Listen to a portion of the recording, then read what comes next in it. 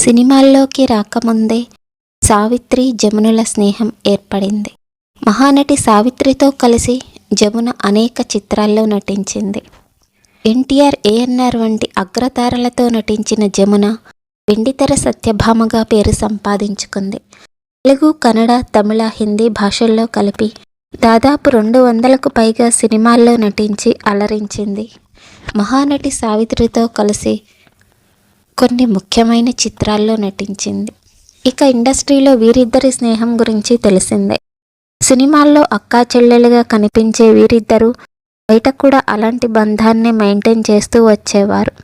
అయితే వీరిద్దరి స్నేహం సినిమా రంగంలోకి వచ్చిన తర్వాత ఏర్పడింది కాదు.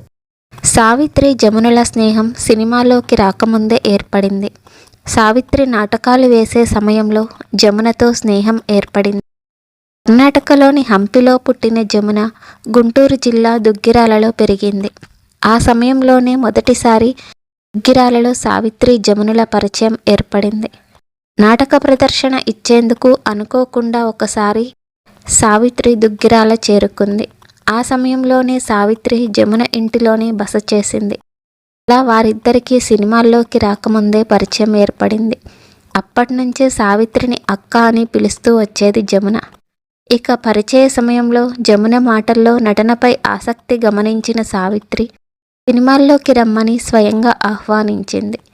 సినిమాపై మక్కువ ఉన్న జమునకి సావిత్రి మాటలు మరింత ఆసక్తిని రేకెత్తించాయి. ఇక సావిత్రి ఇచ్చిన స్ఫూర్తితో నాటకాల్లో నటించడం మొదలుపెట్టింది జమున. ప్రఖ్యాత నటులు జగ్గయ్య వీరిద్దరికీ నాటకాల్లో అవకాశాలు కల్పిస్తూ వాటికి దర్శకత్వం వహించేవారు. అలా నాటకాల్లో ఆమె నటన చూసి సినిమా అవకాశం చేరి వచ్చింది. కానీ మొదటి సినిమా మధ్యలోనే ఆగిపోయింది. ఆ తర్వాత డాక్టర్ గరికపాటి రాజారావు తెరకెక్కించిన పుట్టిల్లు చిత్రం ద్వారా జమున చిత్రసీమకు పరిచయమైంది. ఆ సినిమా హిట్ కాకపోయినా జమున నటనకు మంచి మార్కులు పడ్డాయి. సినీ రంగ ప్రవేశం చేసినప్పుడు జమున వయసు కేవలం 14 ఏళ్ళు. ఇక అలా మొదలైన జమున సినీ కెరీర్ సావిత్రితో కలిసి స్వర్ణయుగం చూసింది.